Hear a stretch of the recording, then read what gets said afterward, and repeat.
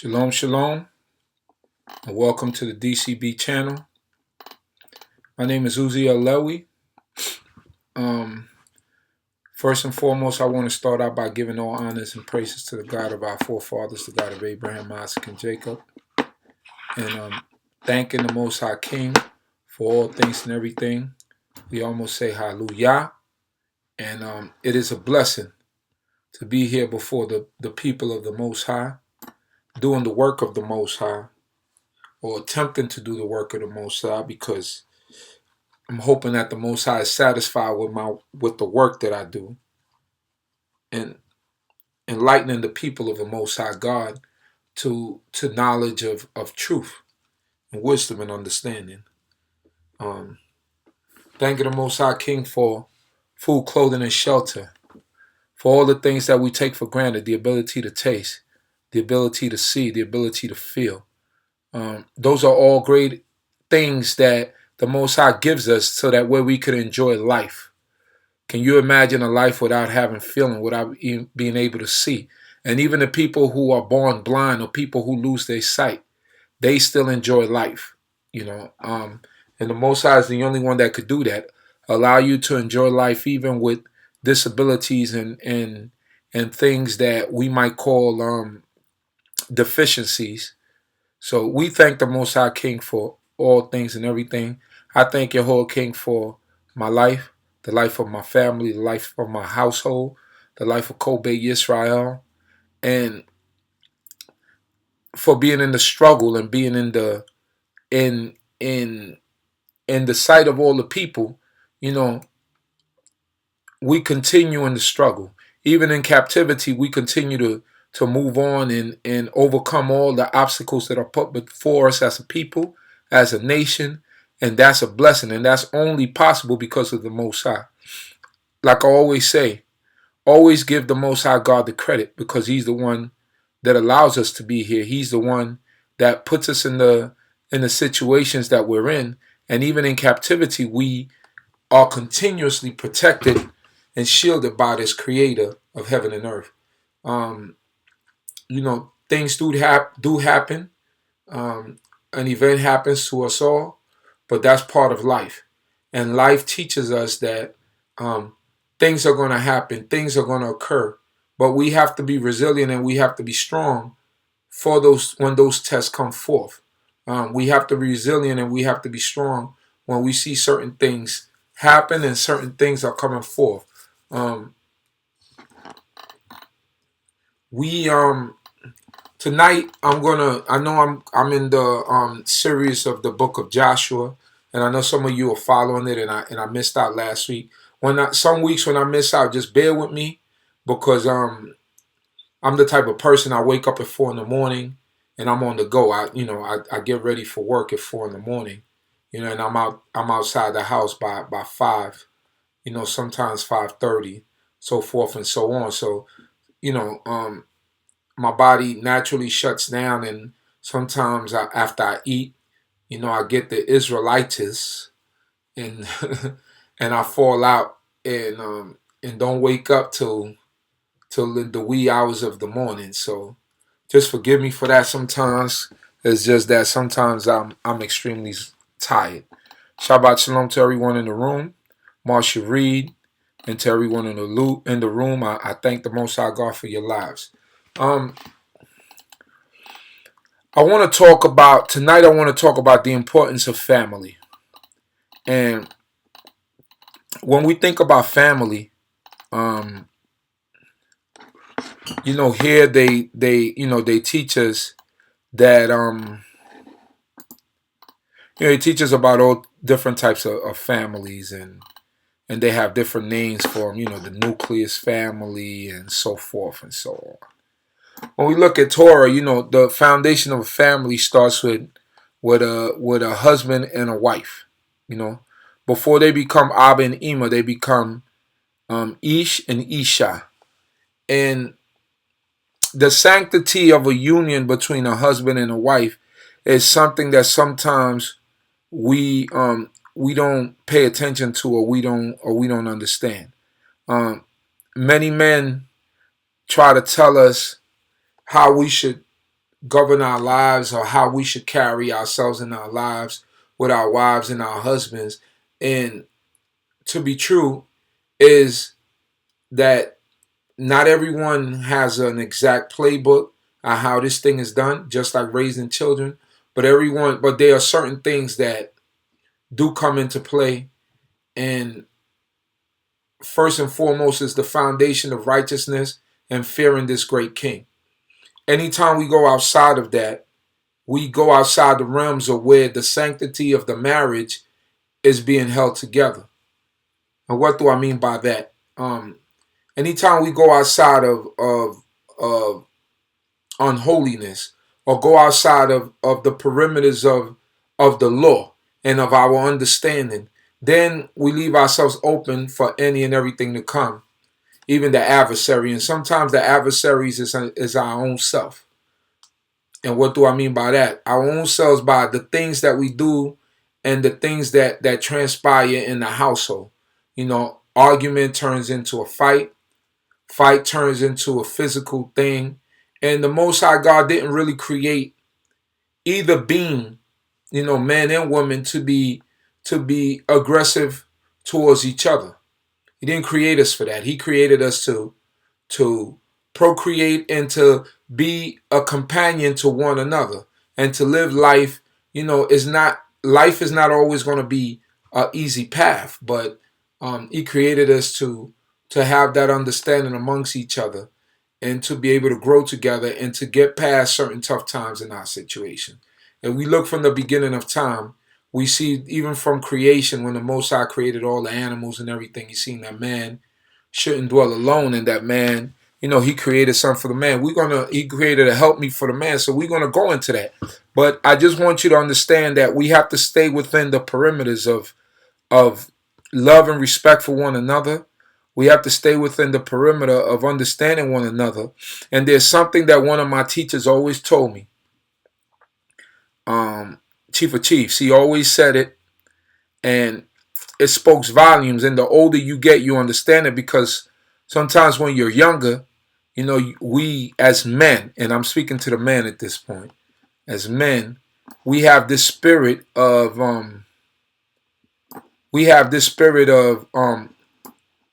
everything I say goes, and whether it's right or wrong. And that's really is not what life is about. That's a living being, that's a living soul. And what Chief of Chiefs, getting back to what Chief of Chiefs used to say, he said, stop trying to spend all this time trying to make her you. Because you are you and she is who she is. And you loved her for who she was. And when you married her for who she was. Of course, we're not talking about evil and not, let me not even use that word, but we're not talking about sinful people or people that go contrary to the law, statutes, and commandments of the Most High God. We're talking about godly people who are striving for the same kind of love and dedication for the laws of the Most High God.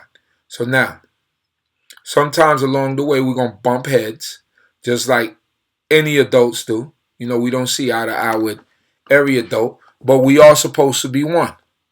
How can two walk together unless they be agreed? But although we are supposed to be one, it doesn't mean we're not going to have different opinions. I might look at something a way, she might look at something another way. It doesn't mean that we're arch enemies or that she's against me. It just means that she has a different view on what just took place. So this is part of life, and I'm going to show, an example or two on things where a husband and a wife differed, and Most High had to step into the matter, and it didn't deem or it didn't make the wife evil or wicked or any of those things. It was just that we human beings and we have difference of opinions and we feel the way that we feel. All in the name of the Most High, all in the glorification of the Most High. And I hope that, when I bring forth this lesson, that it's enlightening and it's productive to all of us. Um, First, I want us to go into the book of Genesis. That's for everybody online. Shabbat Shalom. I know that I've been missing in action. Been missing in action for a week, but I'm back today. So tonight's topic, I'm skipping Joshua for tonight. We'll pick that back up, hopefully, y'all willing, next week. But tonight's topic is going to be the importance of family, and it should be also the importance of a husband and wife, mother and father in a family. So I'm going to start out in the beginning. After the Most High created the heavens and the earth, and he did all of that, I want us to please go to the book of Genesis chapter 2, verse 18. And I'm not going to belabor you with this. Genesis chapter 2, verse 18. And Jehovah God said, it is not good that the man should be alone. I'll make him a helpmeet to match him. Meaning, a helpmeet to match him, meaning because all the animals and everything that he had created, the birds and everything, he made a match for it. So now the Most High said it wasn't good that man should dwell alone. So therefore, he's going to make something for the man to have comfort in, for the man to have something that he could hug and that he could feel comfortable with, or something that, like my brother Chief Benjamin first, when he said when the woman was created, she was created almost with the same equal authority as the man. And when we go on, we're going to see that. Verse 19. And out of the ground Jehovah God formed every beast of the field and every bird of the air, and brought them to Adam to see what he would call them. Whatever Adam called every living creature, that was his name. So Adam named every living creature, and he put names on everything: giraffe, rhinoceros, any animal that was at that time that even might be extinct in these days. Adam named them. He put the name on them. He put the tag on them, and that's what they became. Verse 20. And Adam gave names to all the cattle and to the bird of the air and to every beast of the field. But for Adam there was not found a help to match him. So Adam naming everything, you got male and females of everything, but for Adam there had not been found a match to be with him, something to comfort him. All the animals that were created, they were given a mate to comfort them, or something there that was their equal but was the opposite sex. Verse 21. And Jehovah God made Adam fall into a deep sleep, and he slept, and he took one of his ribs and closed up the flesh. So this was the first surgery in the Tanakh. The Most High took a rib from the man. And the rib which Jehovah God had taken from man, made he a woman, and brought her to the man. So from the rib that was taken out of the man, the Most High God made a woman. So she came from the womb of a man. She came from the wound of a man. She came from the side of a man. And she was brought forth from him. And Adam said, this is now bone of my bones and flesh of my flesh. She shall be called woman, because she was taken out of man. So now she shall be called Isha, woman, because she was taken from a man. From the man, from the Ish, made Ish. So she came from a man. So they are truly intertwined. The first two human beings were intertwined because she directly came from the man. So automatically, like it says here, and Adam said, this is now bone of my bones and flesh of my flesh. She's bone, and she's literally bone of his bone and flesh of his flesh. She shall be called woman, because she was taken out of man. Verse 24. Therefore shall a man leave his father and his mother, and shall cleave to his wife, and they shall be one flesh. So now this is an important part. The Most High is teaching us from the beginning what the rules are. Man leaves his father and his mother, and shall cleave to his wife, and they shall be one flesh. He shall cleave. He shall hold on to his wife, and they shall become one flesh. In today's society, it's very easy for marriages not to last too long. You got marriages that last less than a year. You got marriages that last 5 years, 2 years, 3 years. But when we find the true essence of marriage and being together, that husband cleaves to his wife, because why does he cleave to her? Because she become a prized possession unto her husband, and vice versa. The husband become a prized possession to his wife. And this is the beginning of familyhood and building a family. It begins with the husband and the wife, and the importance of them both having an accord and an allegiance to each other in order to grow up and nurture what is to come next, which is children and family.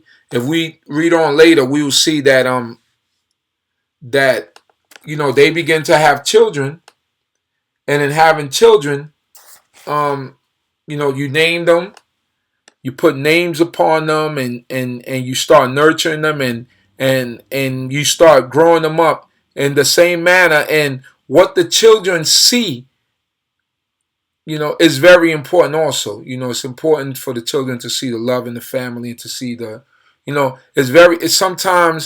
it's tough to have these type of conversations, because especially for teachers and for everyone that's involved in them, because a lot of times within our own lives, I'm talking about teachers, we have problems and we have issues, and you try to convey a certain message to the people so that people will understand you. But know that when the teacher's conveying a message, is sometimes inspired by whatever events or things that might be going on within that teacher's life, or something that might be going out outside of that teacher's life that might bring forth a message.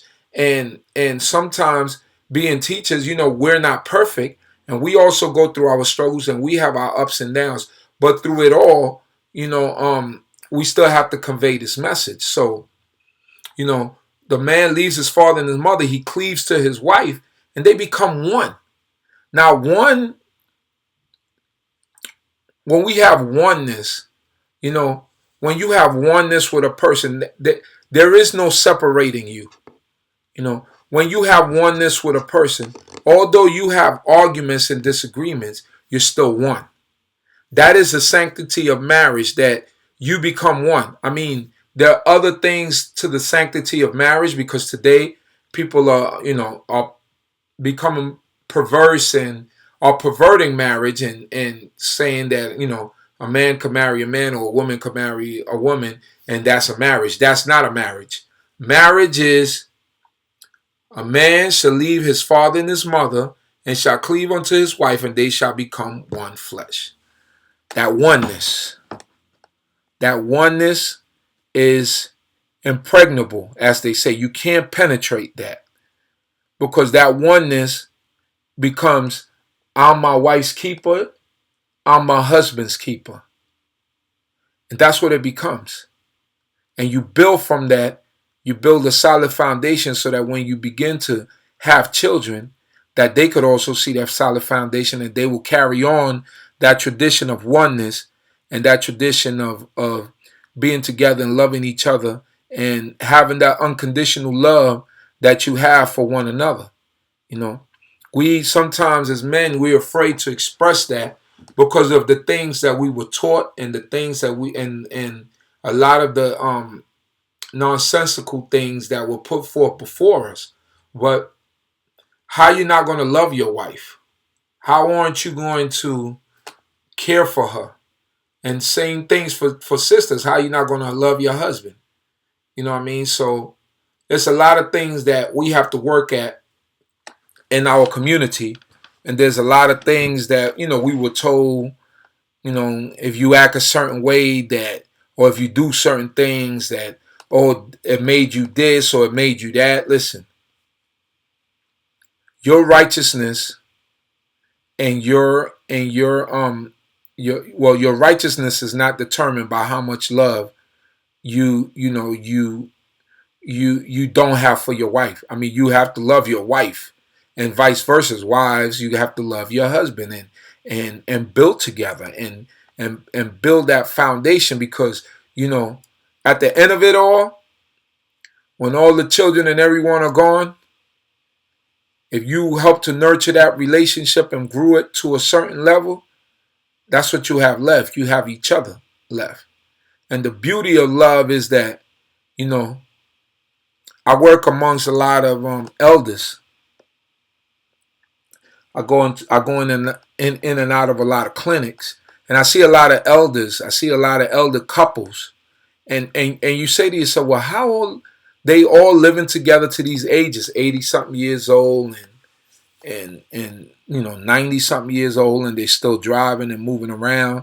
And sometimes you see, the wife is pushing the husband in the wheelchair. Sometimes the husband is pushing the wife in the wheelchair. But that oneness and that love that they have for one another, no one could break that. Because at that point, guess what? At that point, guess who's your best friend? I know we like to talk about husbands. We like to talk about, yeah, this guy's my best friend, or and that could happen. And that could happen, and not saying that that's not possible, or this is not it, but what I see from them, that when everybody else is gone, when your so-called best friends are gone, or your buddies and all that, and it's just you and her, guess who become each other's best friend? They become each other's best friend. And I just seen it in the news a couple of weeks ago. There was a former NFL quarterback by the name of Doug Flutie, I believe is his name. And his father was in the hospital, and his father died of a heart attack. And, his father was elderly, and I guess he was having some complications with some things. But an hour later, 60 minutes later,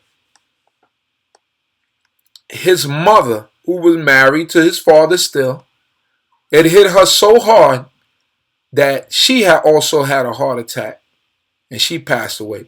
So that's the power of oneness and of love, and to cleave to one another and becoming one flesh, that she got so anxious probably, and so worried, and that she automatically went into cardiac arrest. She probably didn't want to live anymore, because she didn't know how she would live without her other half. Now, I'm not saying that it happens like that in all instances, but we have seen instances where, one half of the couple dies in January, and then the other half is right around the corner. In June, they gone because of that oneness and that love that they have for one another. That they can't see themselves living and moving on. So now I want to bring you to the essence of that love, and to that power of oneness. And I want you to understand that. And I want you to understand the power of that oneness and what it does to people. So in Israel, we've been having an epidemic of divorces, and people, separating with one another, and trying to find greener pastures somewhere else. And sometimes when you look in somebody else's backyard, it might look greener than yours, it might look prettier than yours, but when you really take a close look, it's not really a lawn, it's really turf. So it's fake. You understand what I'm saying? But yours might have some patches in it. It might have some weeds growing out of it, your backyard. You keep it manicured, you keep it maintained. But you're not hitting it with the weed killer and stuff like that. You might still have a few weeds growing out of it, but that's okay, because it's your backyard, and it's naturally yours, and it is what yours is. You understand what I'm saying? And you have to work with yours until you could improve your yard and make the weeds go away and do all those things. And hey, you might not get rid of all the weeds for your lifetime, but guess what? It's still yours. Appreciate it, love it, and be happy with it. You know, don't be happy with evil and wickedness. Don't be happy with that. I'm gonna say that. I'm gonna use those words for that. Don't be happy with that, but be happy with what the Most High God is giving you, because sometimes you look in somebody else's backyard, but what you're really looking at is really fake. It's not real. What you have is real, but when you look to the other yard, it looks real, it looks green, it looks better, but it's artificial turf. And we don't want to deal with artificial turf, and we don't want that. We want the real thing. We want the real love. Like Mary J. Blige say, I'm searching for that real love. This is true. When you find that, listen, love hurts sometimes, and it doesn't come without its own struggle. Love comes with its own struggle. But the beauty of love is that you persevere those struggles and that you overcome adversity. You know, many of us have overcome, listen, many of us have come to the point in our lives when sometimes the adversary is testing us and is showing us, listen, I'm trying to, the adversary, which sometimes, like I said, is ourselves, or sometimes it be adverse people from the outside, but they trying to always, pick at us and be at us. But the thing is this, how is our oneness standing up? Like I said, that oneness is impenetrable, is defensed beautifully, but you have to begin with that oneness, as I said here. Let me move on before I ramble on. I hope I'm making sense to you out there. I hope that, whoever's online with me, if I'm making sense, just let me know that I'm making sense, or if it's making sense to you. That way, I know I'm reaching you out there. Let me see. Let us now go to the book of Genesis chapter 3. Real quick, Genesis chapter 3.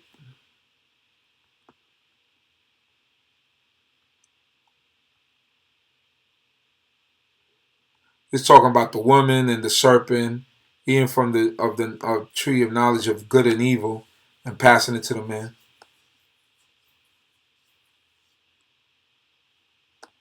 So now we're going to pick it up from verse.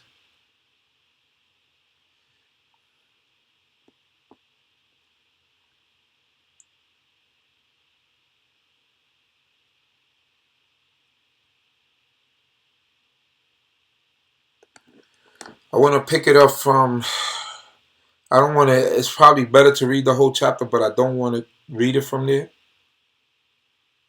Let me see. All right, from verse 16. Verse 16 of Genesis chapter 3, verse 16. To a woman he said, this is the Most High speaking, I'll greatly multiply the pain of your childbearing. In sorrow you shall bring forth children, and your desire shall be to your husband, and he shall rule over you. So now, sometimes we take this and we just run with it. And as men, myself included, we take it, we run with it, and we feel like this gives us carte blanche. You can't tell me anything. I rule over you, and that's that. But think about it. Think about when a father gives up his daughter. Does he really give her up to someone who doesn't want to hear? Does he really give her up with the intentions of giving her to someone that doesn't want to hear anything that she has to say, and that's just going to be ruled in rigor? This rulership is not in rigor. This was a result of the woman being the one to speak to the serpent and partaking of the fruit of the tree of knowledge of good and evil first, and then passing it to her husband. So now what the Most High did is he set an order in the family structure. Now the order in the family structure is that When he said he should rule over, meaning that he should have that first in line, someone that has to answer to God and what's going on to the family. So now he gave that, like, remember I told you when he first created them, they were on the same plane. Now the Most High said, listen, you're the man, you take leadership and you take rulership of the house because you're the man. It does not mean that because he has rulership of the house that he should rule in rigor. That is asinine and that is idiotic and stupidity for a man to rule in that way, because it's just gonna backfire. You have to have family meetings. You have to sit down and discuss, and you have to take opinions, and you have to take questions, and you have to do all of that. When you become a husband, you become a father. No, you become a husband. You become a father, and you have to learn to delegate, and you have to learn how to maintain the family in a way that is going to be productive. You're not going to rule just in the way that you want to rule, because it's not going to work out. It's a give and take. There's sometimes compromises that will be made, and that's because everybody is their own individual person. The good in each other is always beautiful. The good in each other. It's always beautiful. Now, I'll say this to all of us, husband and wives, right?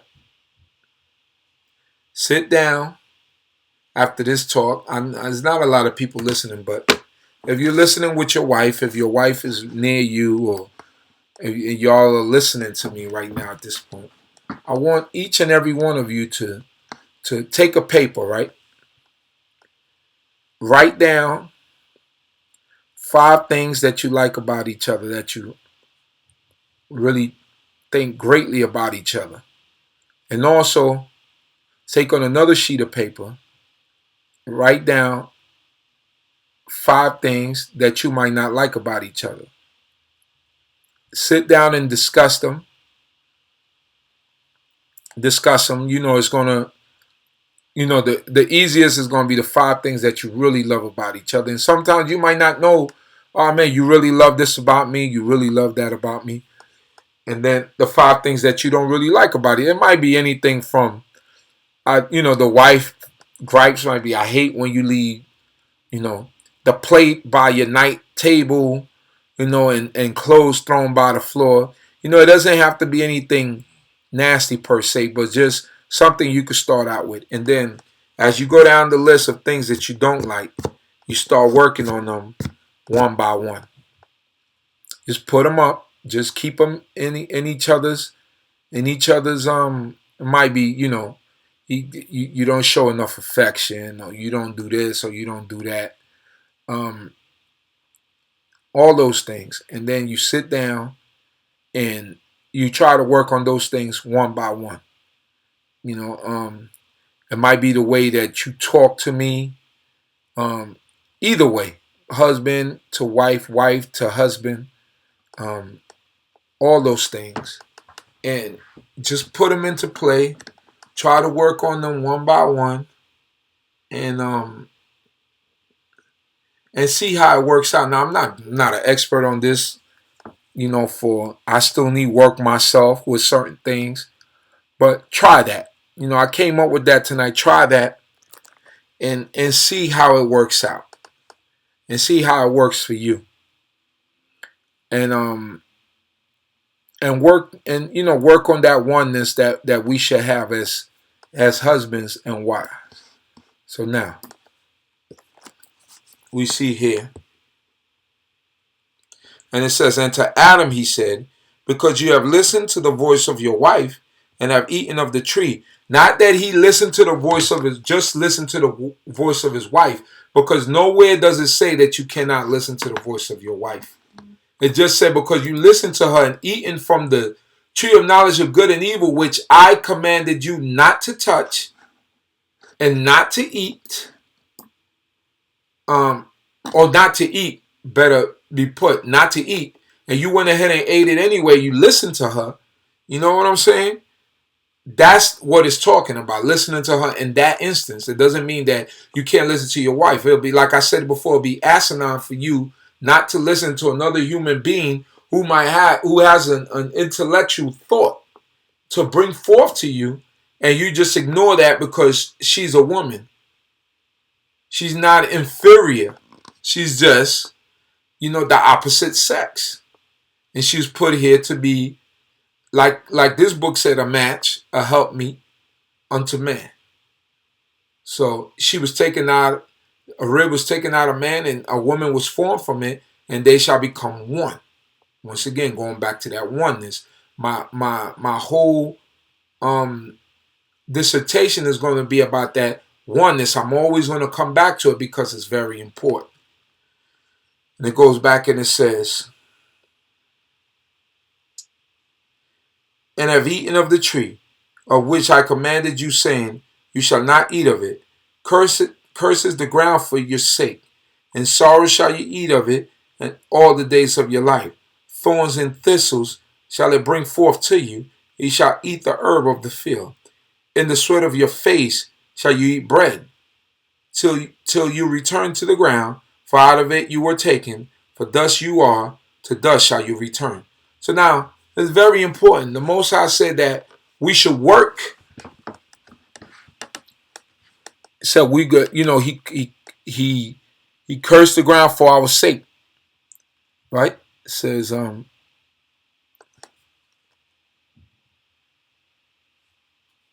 curse the ground for our sake. So now, before, when everything used to grow, naturally, just with the dew of heaven, now you got to work. You got to till, water plants, build canals so that water could come into this. By the sweat of your brow, you're going to eat. You're going to have to earn it now, my son.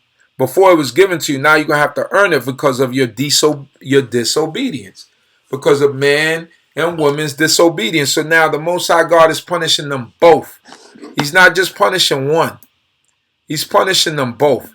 He's punishing the wife and the husband for what they did. So now, goes back once again to that oneness. Just one party wasn't punished. Both parties were punished. And now, another important thing, by the sweat of your brow, men, you have to become providers. You have to listen.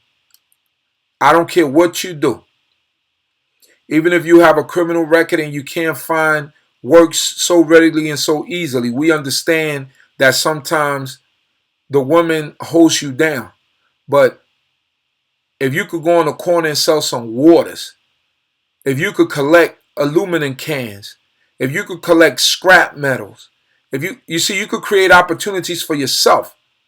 Because if you're too proud to do those things, then that means that you don't want to provide for your family. There has to be a way for you to bring something into the house.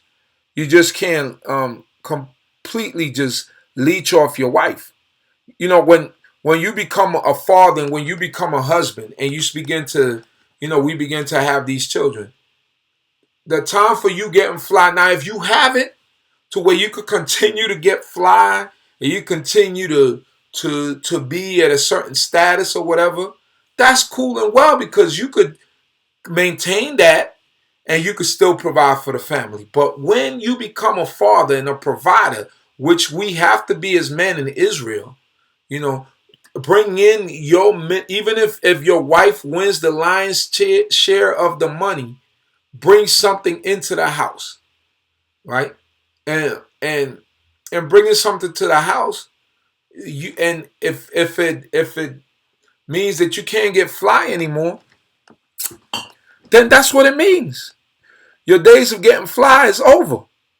And because that money has to go to the house. Just whatever you have, keep it nice. Don't wear it out until there comes a time where you could buy you a piece of this or buy you some shoes or buy you this or buy you that. That, when it comes to taking care of family, that fly stuff goes out the window. Family, God first, family second. That's how it goes. And we have to be aware of that. It says by the sweat of your brow. By the sweat of your brow means you're going to work hard and toil for your family, not just for you. That's selfish, you know.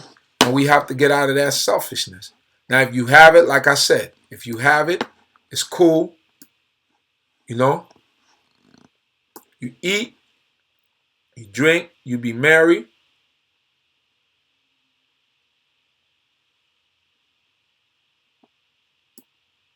You see, you have a brother there that said the concept of the two list, it works. So, you know, work on yourselves. We have to work on ourselves because to be honest and to be truthful, a lot of us were damaged by the relationships we seen our parents have, especially if we was brought up in a single household. If you was brought up in a house where maybe your mother had different relationships that didn't work out, that you know, sometimes you see, you know, your mother be abused, and you thought that that was the way that you should go, you know, or you think that that's true love, because psychologically a lot of us been damaged by the relationships that we witnessed as youth, and we have to begin to rewire our brain cells to understand that those relationships weren't successful. You know, sometimes, you know, we might have seen the change within our parents where maybe you had a father that was abusive. You know, and I'm speaking to the man. You might have had a father that was abusive. You might have had a stepfather that was abusive. But maybe in time he calmed down, he became a better person. And he, you know, seeing the sins of his past, and he does that no more. You know, I also heard a elder that was like 90 something years old, and she was being interviewed on NPR radio by her grandson or great grandson, and the question that was asked is, what is the secret to the longevity between you and Papa? Papa was the great grandfather.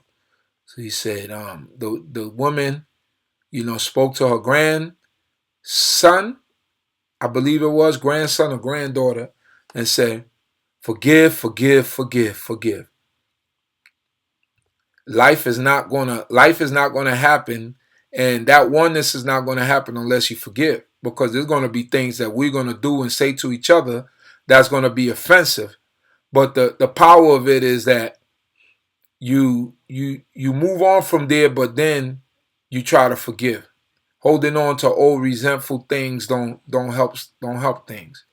And I'm speaking to myself when I say that. And I'm not perfect.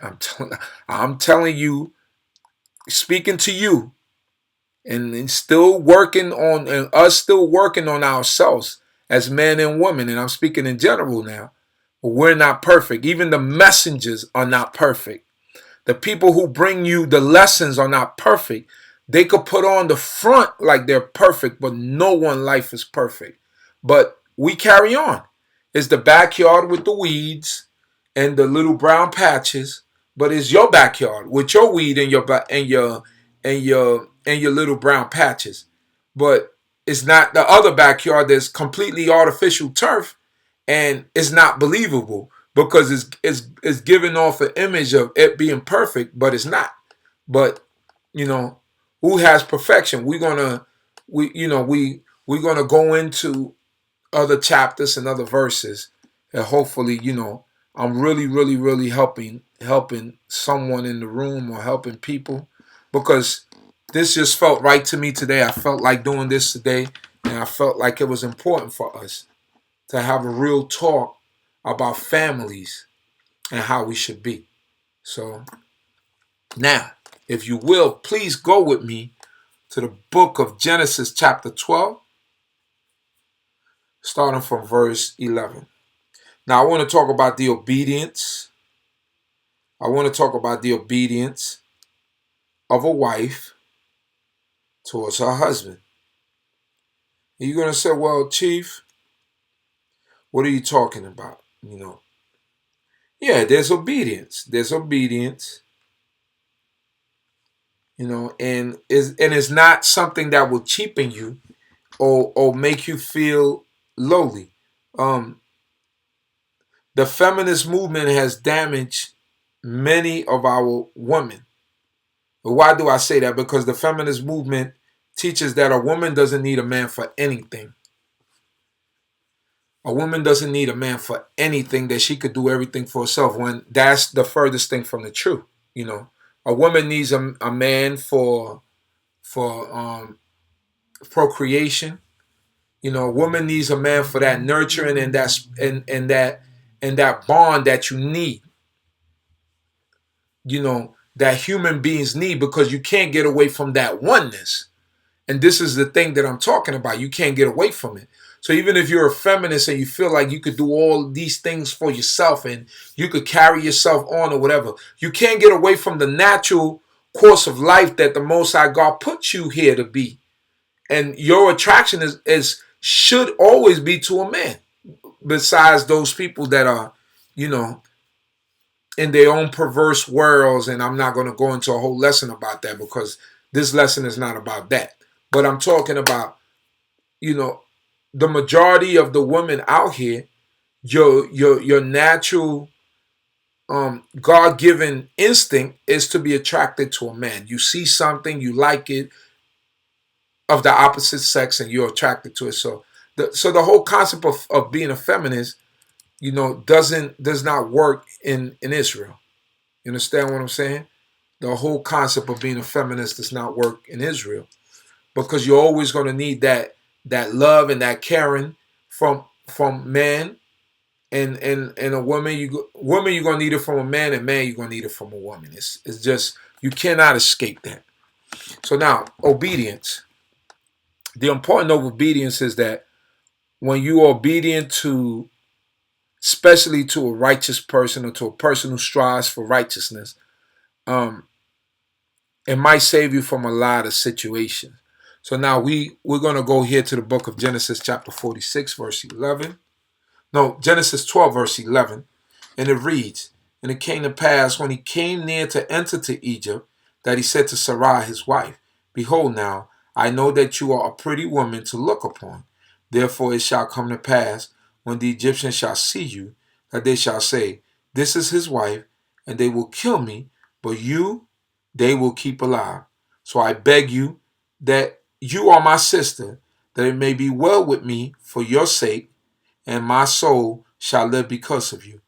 And it came to pass that when Abram came to Egypt, the Egyptians saw the woman, that she was very pretty, and the prince of Pharaoh also saw her, and praised her to Pharaoh, and the woman was taken to Pharaoh's place. So now, obviously, Sarai was obedient to Abraham's addressing her about telling the people, the Egyptians, that she is his sister. Now, it wasn't a lie. She was his sister, the daughter of his father, but she was more so his wife, because they were married, and she was beautiful to look upon. So now, listen to Abraham and how he's asking Sarah, "Say, I beg you, please, that you are my sister, that it may be well with me for you, for your sake, and my soul shall live because of you."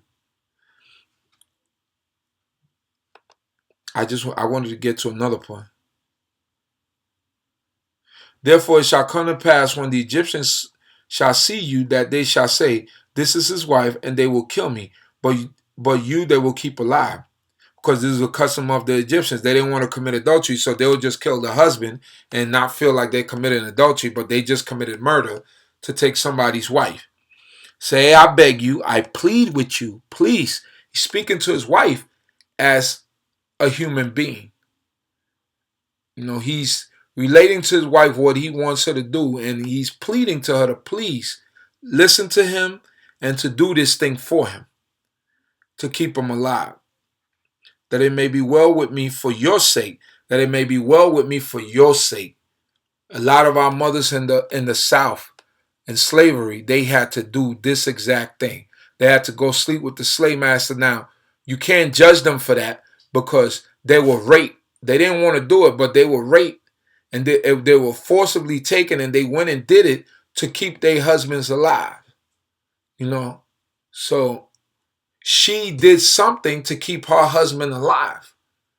She went and told him, "Look, he is my brother," and he didn't tell you better do this or you better do that or this. Nah, it didn't go like that. It went, can you please do me this favor so that I could stay alive? So we also, in these things, we have to learn how to communicate with each other. And we have to learn how to talk to one another in a caring fashion, in a caring manner. And I'm speaking to myself as well as I'm speaking to all the men out there and all the women out there, that we have to learn to speak, to care for one another, and to be concerned for each other's welfare. You know, it's important. It's important for the family. And it's important for us to grow as a unit. So just wanted to show you how Abraham, he pleaded with his wife and he asked his wife to please, please do this solid for me, because his life was on the line. So now, let us go to the book of Genesis 21, verses 9 through 12.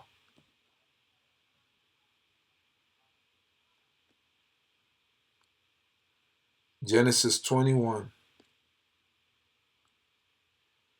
9 through 12.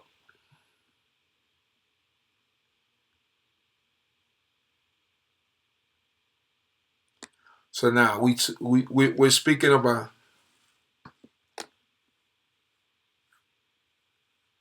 talking about Abraham and Isaac with Ishmael, and there's going to be an interaction here, and I'm just trying to show different things in the book about interactions between a husband and a wife, and where things might have went left field, but when the Most High God stepped into this, then we see how it gets straightened out. And Sarah, let's start from verse 6. And Sarai said, God has made me laugh so that all who hear will laugh with me. Because Sarai was given Isaac at an older age, and now she's having a weaning party, for her son. And she said, who would have said to Abraham that Sarai should suckle children, for I have borne him a son in his old age. And the child grew, is talking about Isaac, and was weaned. And Abraham made a great feast the same day that Isaac was weaned. So they made a great feast for him the same day that he was weaned. It was a celebration because no more would he be attached to his mother's breast. Now, you could walk around, you could do certain things now. It's a little bit different. And back then children were weaned like at 3 years old and upwards. So this child was already walking with teeth and all that in his mouth. Sarai saw the son of Hagar, the Egyptian, whom she had born to Abraham, mocking. Sarai saw that Ishmael was mocking the boy, was mocking Isaac, and was doing something. Maybe we know that older brothers sometimes they could be rough on younger siblings, but it was something that she saw that she was not in accordance with. And she said to Abraham, cast out this slave and her son, for the son of this slave shall not be heir with my son, with Isaac. So now, she spoke this directly. She didn't cut any corners with him. She came at him directly. So now, remember that oneness and that love that I said at the beginning? Abraham didn't haul off and backslap and say, who the hell you think you talking to? And that's my darn son, and you better stay in your darn place, you evil woman. He ain't say any of that. He got angry because it was his son, but he didn't backhand her and tell her, mind your own darn business. That's my son, and I do with him what I want to do with him. He didn't do that. He got angry, yes. And like I said, those are those weeds in the backyard. And sometimes you get 2 or 3 of them growing at the same time. But that's life. Bumps along the road. It's not going to be perfect. Even Abraham and Sarah, who we were told to look to, look unto them as an example, it shows you that they had misunderstandings and disagreements in their lives. And that's life. That's what we're going to have as Israel. Don't look for perfection, because that's not what you're going to find in your wife. That's not what you're going to find in your husband. You're going to find a person that's flawed, that's working on themselves. We're all flawed. We're not perfect. So now here we see, cast them out. So I tell him straight up, get rid of them. I don't want them here.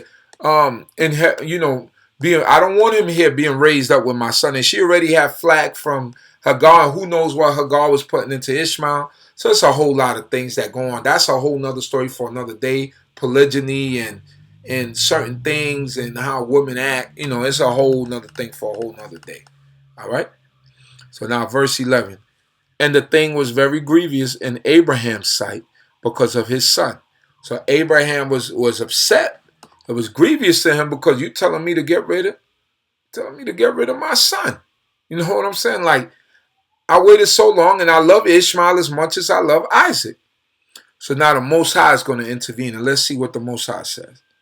God said to Abraham, let it not be grievous in your sight because of the lad and because of your slave.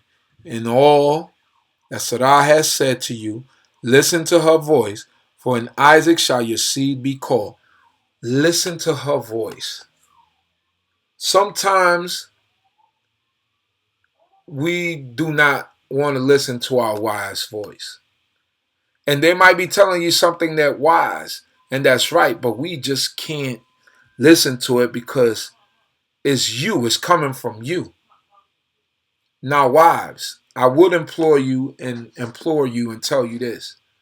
Find a way to convey a message to your husband. When you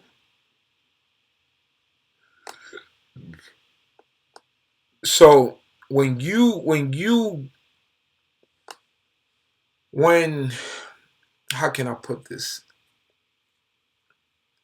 When you listen to what God told him, he told him, listen to your wife. Sometimes our wife have more insights on things that we don't see because we're blinded by something that's right in front of us. And be honest with yourself. How many times has your wife told you, hey man, I think that so and so is this and that and the other. And it happened just the same way she saw it, because she becomes your other half and she's seeing certain things that you don't see. Because sometimes we're blinded by love, we're blinded by certain things, and you don't see the things that she's seeing, but she's supposed to be there as your protection. So and then it's vice versa. Your husband tells you something and you don't, you might feel like you're God's gift to the world, or you know it all, or whatever, but whatever he has told you has come to fruition, but you're not woman enough to admit, you were right, and I'm sorry for doing this and doing that. Remember what I told you that great grandmother said when she was asked, how did your relationship last so long? He said, forgiveness, forgiveness, forgiveness, forgive. Forgive, forgive, forgive, forgive. That's how it lasts so long. Because it's not perfect.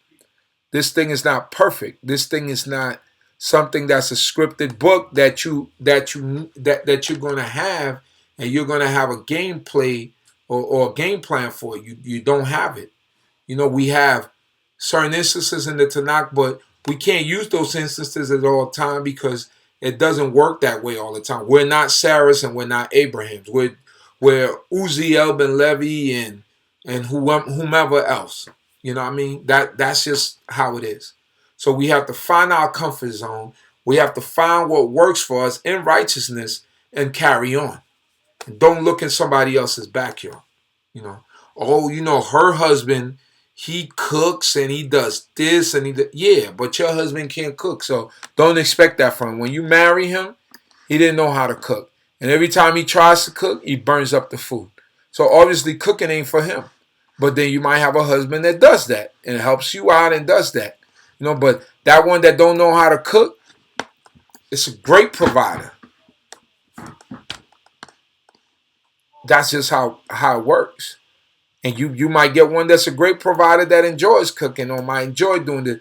But you can't look at somebody else's backyard and say, "Oh, so and so is doing this." And no, that's always a recipe for destruction. Never look in someone else's backyard, like I said, because that grass might be artificial.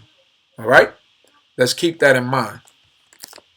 So right here we see the Most High God tells Abraham, "Listen to your wife." Now let us go to the book of Proverbs chapter. Now I'm going to go through some final precepts and then let you enjoy the rest of your night, because I talk a lot as it is. So let's go to the book of Proverbs. Proverbs chapter 5 verse 18. 5:18 reads,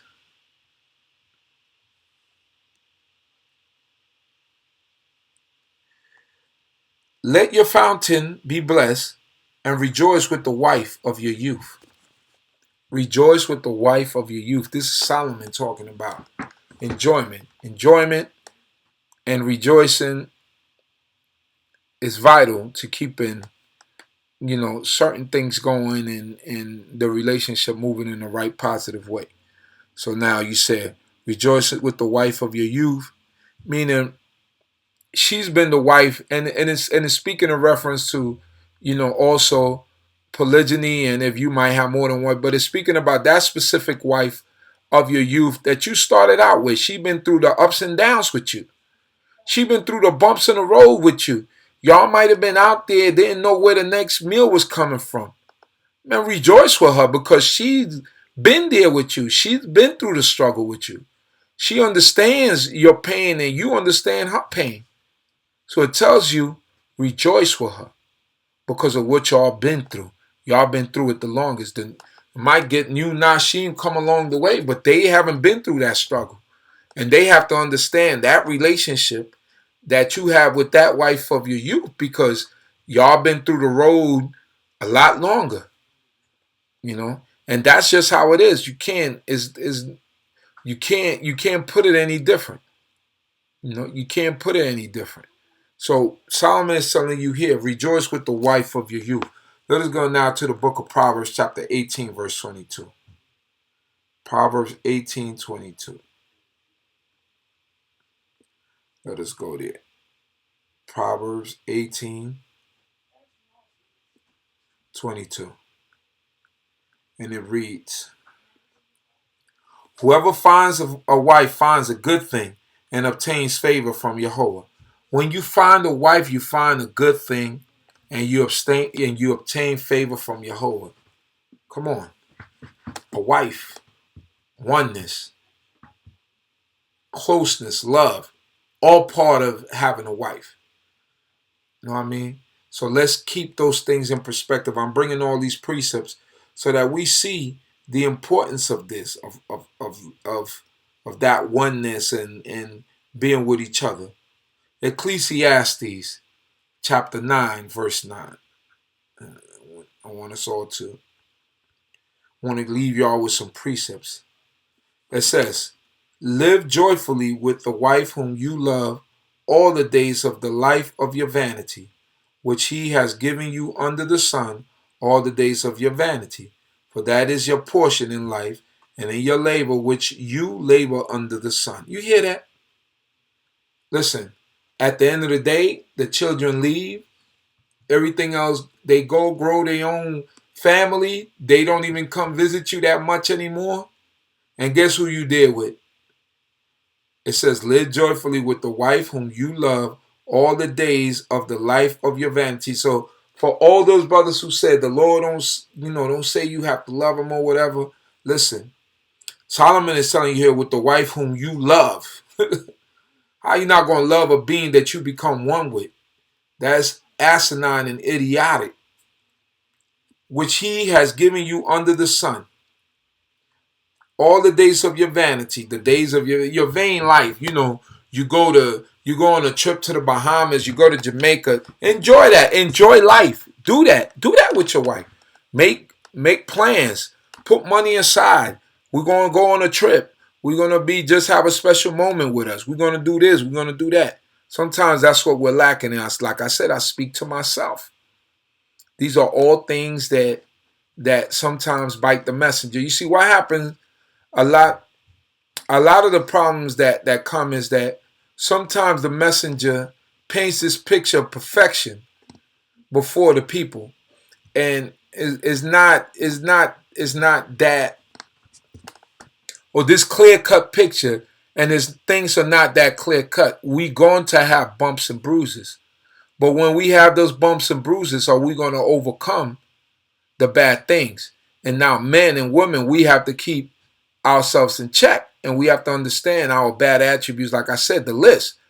Read that list from the opposite, from your Ish or from your Isha, and find out what are the things that you might need to work on. You know what I'm saying? Find out what are the things that you might need to work on, and get those things done. You know, I mean, I do understand that there is a thing as a bill of divorce, but in Israel we shouldn't be promoting a divorce that don't need to go down because of our egos and our attitudes and the way that we carry ourselves. It shouldn't be like that.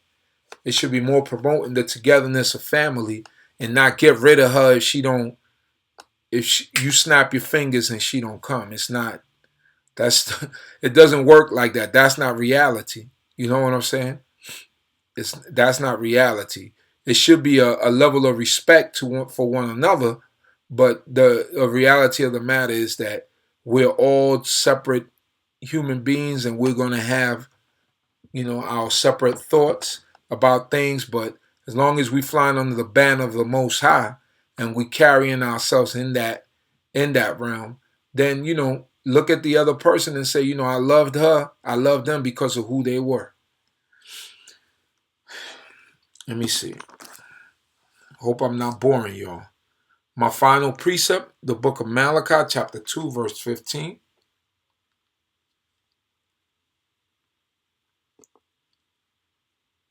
In the book of Malachi, chapter 2, verse 15. Malachi 2:15 reads on this wise.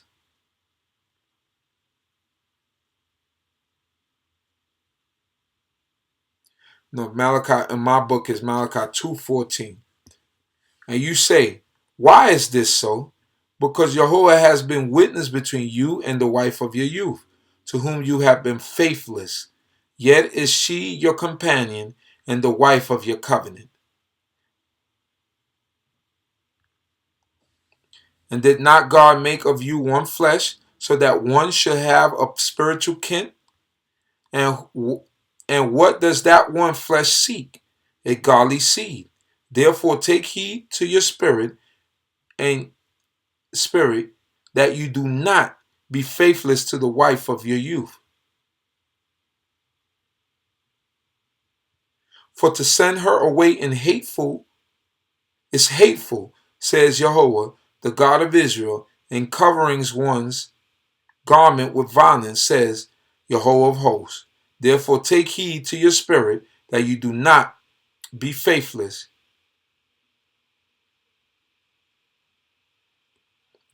So now it says here, you said, why is this so? Because Jehovah has been witness between you and the wife of your youth, to whom you have been faithless, yet is she your companion and the wife of your covenant.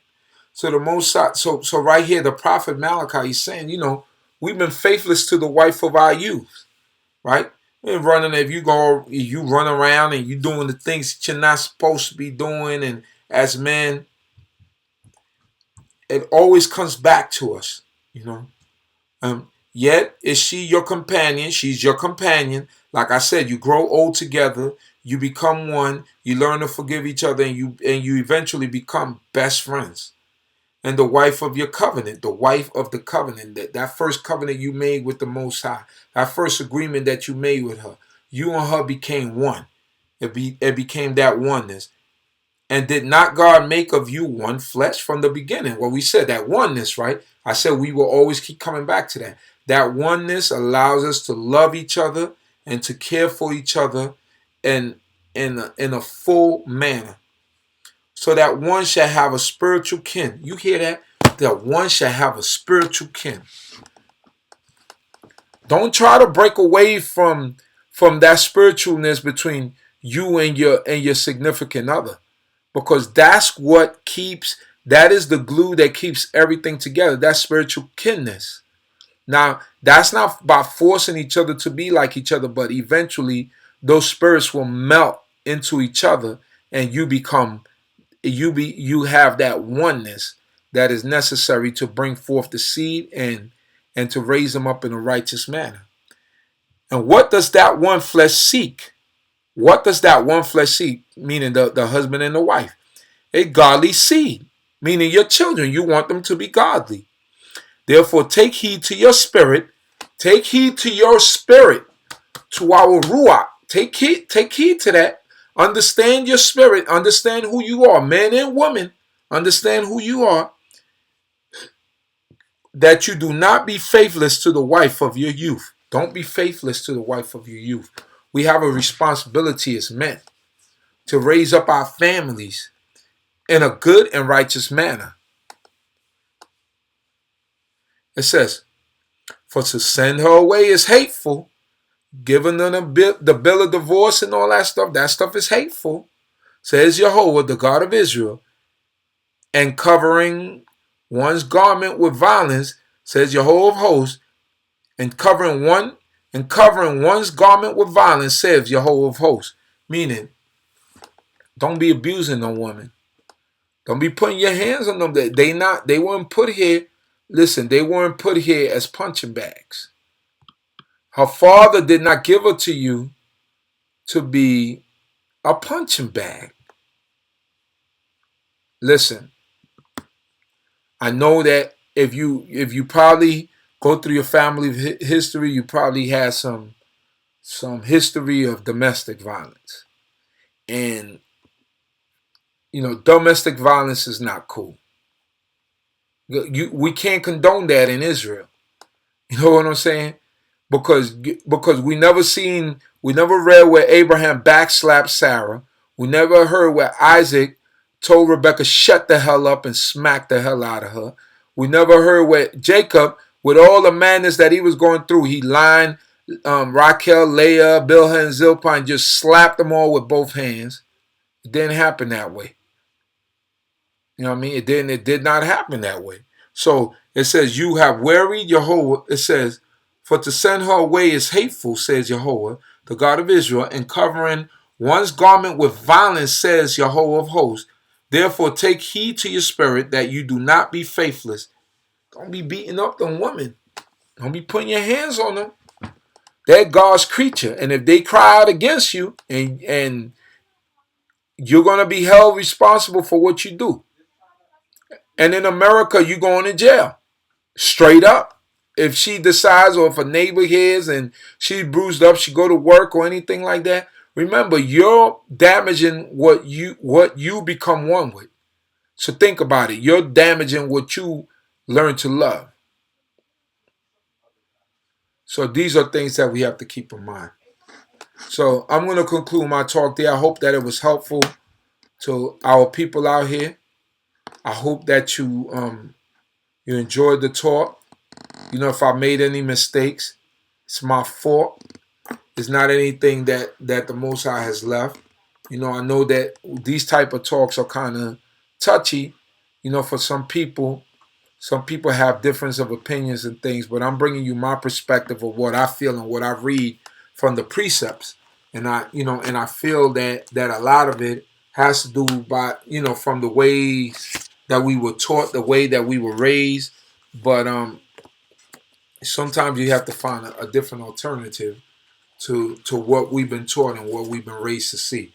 Now, if you were raised up in a loving family, if you were raised up in a family with a mother and father, you have nobody better than them to give you advice. Believe you me. You have nobody better than them to give you advice. I don't care who the Israelite teacher is. I don't care what temple he's in or anything like that. If you got a mother and a father that's stone cold Christians or whatever they might be, and you see that they've been together and they still have that loving care from each other, marriage is universal. Marriage wasn't only for Israelites. It was for all people. And you could get that wisdom from anyone, from any denomination in life. that could give you some wise words and some wisdom for you to grow your family and for you to grow your relationship with your significant other, so you don't have to listen to some of the madness that some people might tend to give you. Amen. So hoping and praying that the Most High God will bless us all. I hope that you've gotten something out of this talk, and I hope that the Most High God continue to be with us and bless us. Hallelujah. Hallelujah. May Yahweh bless you all, and may the Most High God continue to be with the nation of Israel scattered in the four corners of the earth.